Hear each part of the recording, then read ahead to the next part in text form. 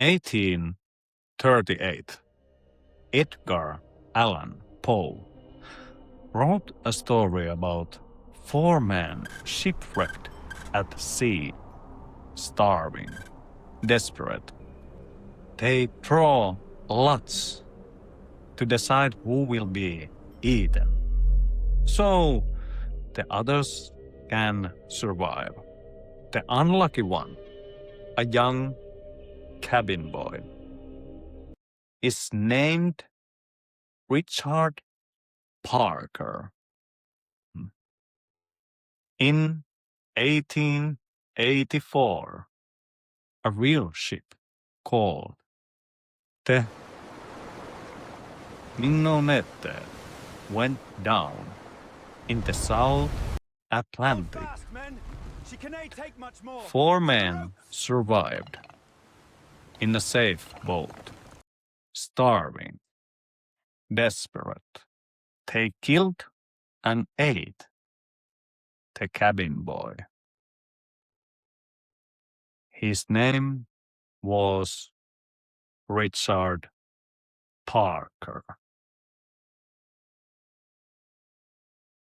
Poe didn't predict a shipwreck. He didn't predict cannibalism. He predicted the name, and he's not the only one.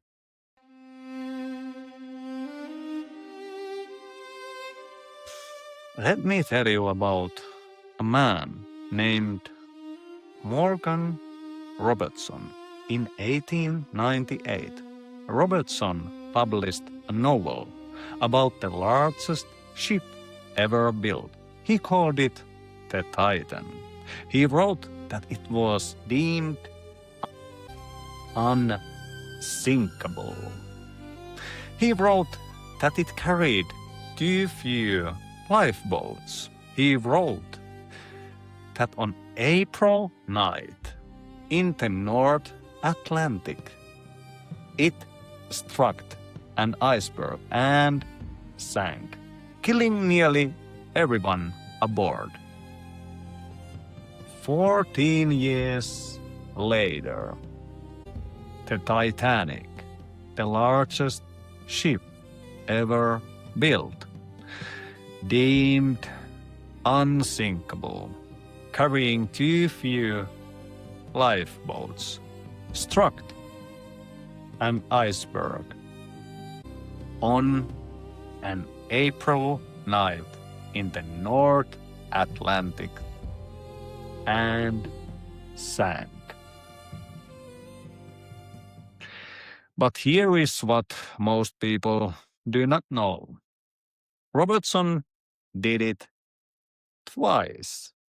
In 1914, he published a story called Beyond the Spectrum. In it, Japan launches a surprise attack on American naval forces sailing toward Hawaii. They use a weapon, a kind of light that burns men's skin and blinds them. 27 years later, Japan attacked Pearl Harbor. 4 years after that, the United States dropped 2 atomic bombs on Japan. Bombs that burned skin. Bombs that blinded. 1 man, 2 of the most defining catastrophes of the 20th century, both written down before they happened. And then there is Jonathan Swift in 1726.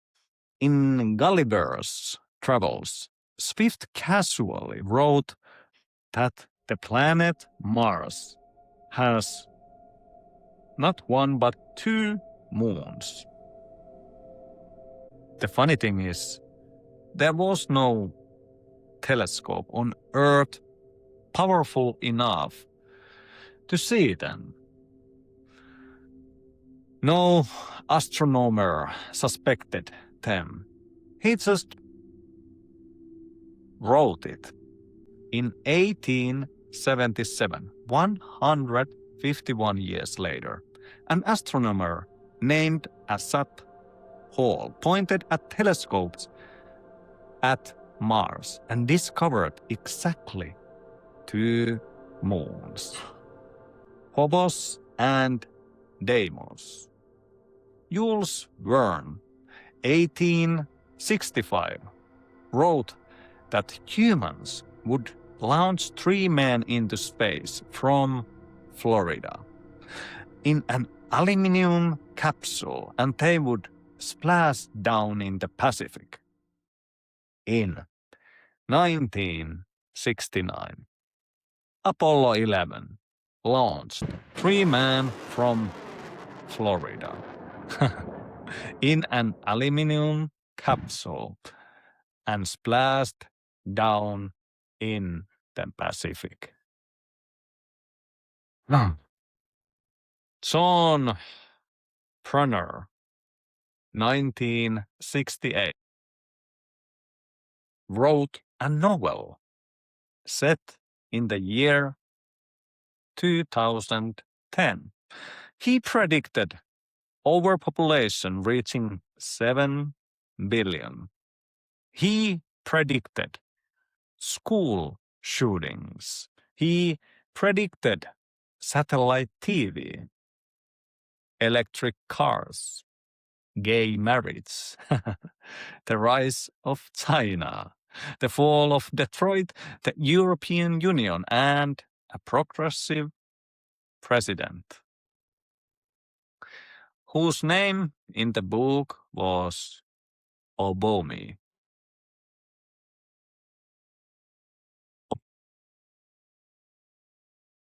These are not vague horoscopes.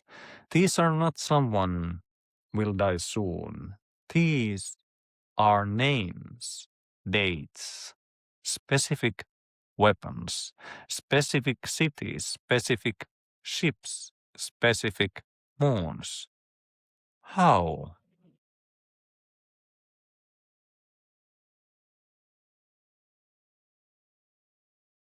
The ancient Egyptians had an answer.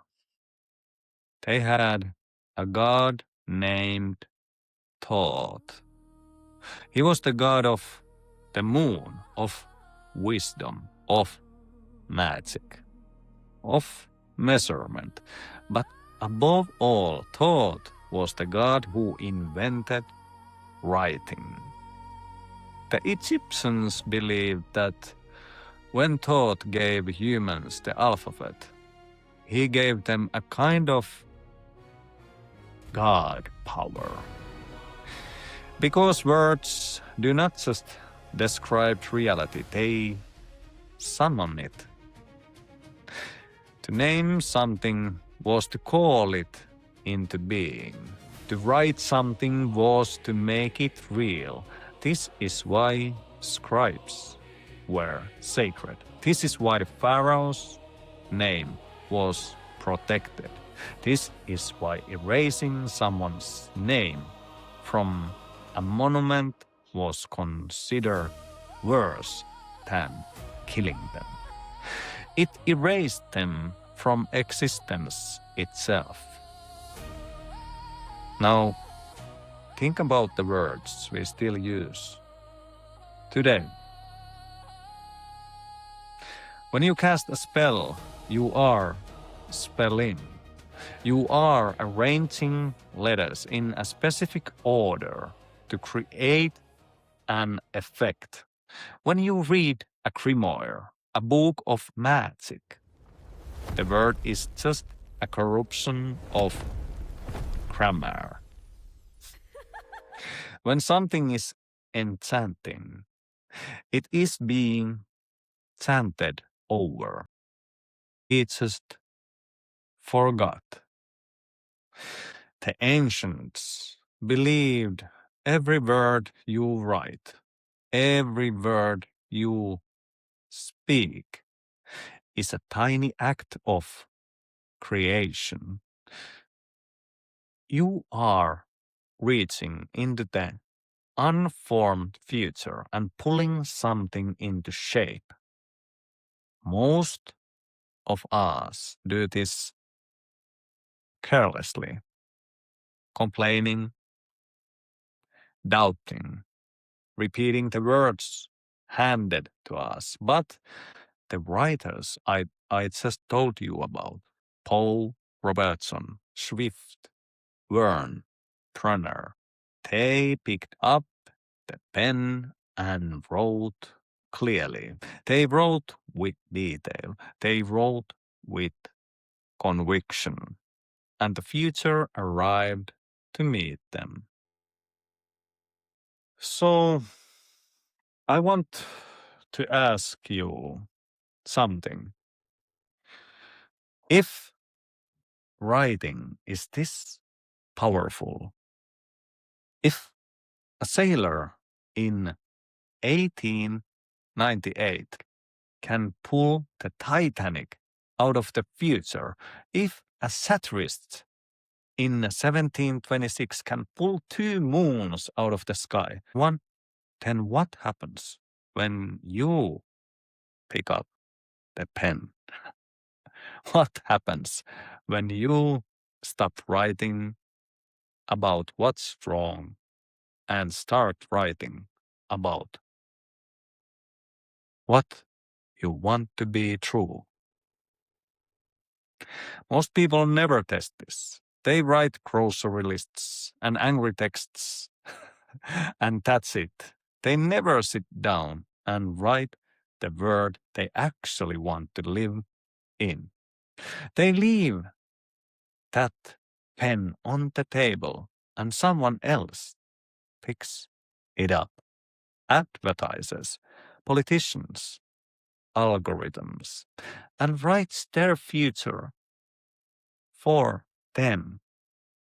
That's the real secret. Thought was guarding. Not that writing predicts the future, that writing builds it. And anyone can do it. So I'm going to do something a little vulnerable.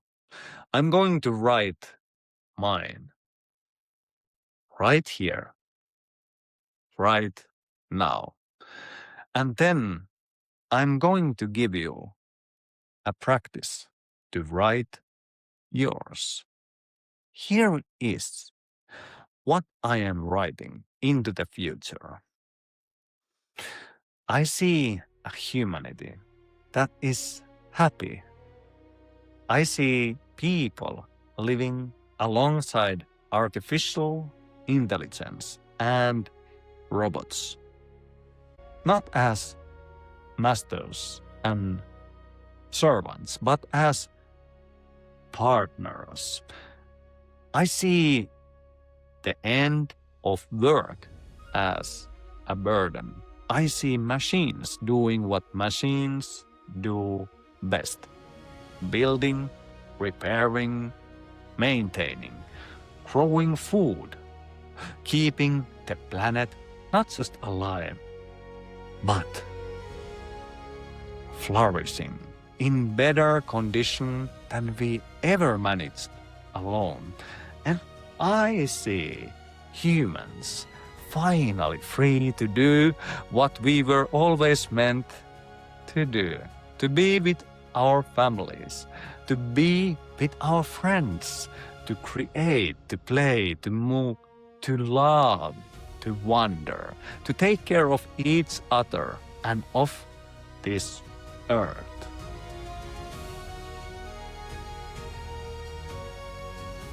To live.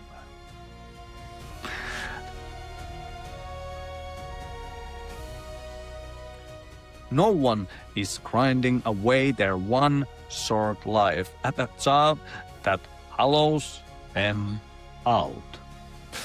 The hardness is over. The fun has begun.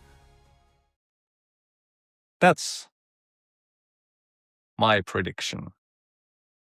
I'm putting it on the record.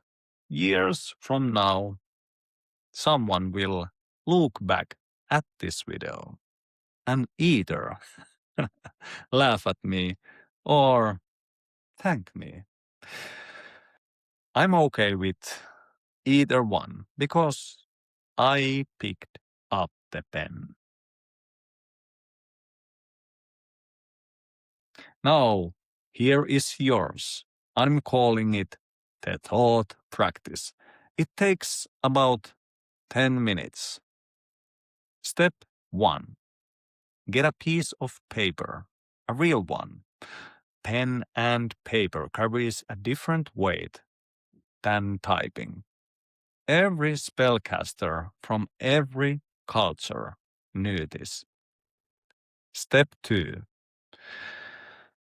At the top, write today's date and these words.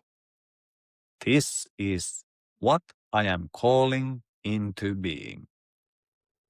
Step 3. Write one paragraph about your own life 5 years from now. But here are the rules, and they matter. Write it in present tense, not I will be.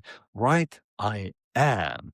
Be specific, not I am happy. Write the room you are in, the people around you, the work you are doing or no longer doing. The smell of your favorite beverage, the sound outside the window. Write it as if it has already happened. And you are just describing it. Sign it with your full name, like the pharaohs did. Step 4. Fold it, put it somewhere you will find it again. A book you love, a drawer, a box. Step 5. And this is the most important one. Forget about it. Don't strive, don't strain, don't check it. The writers who predicted the future weren't trying to. They wrote, and then they let go, and the world rearranged itself quietly to match. The pharaohs are gone. The pyramids are almost crumbling. But the alphabet thought gave us is still here, sitting on every keyboard, in every notebook, on every screen, the most powerful tool ever placed in human hands. And almost nobody uses it on purpose. Well, you can pick up the pen.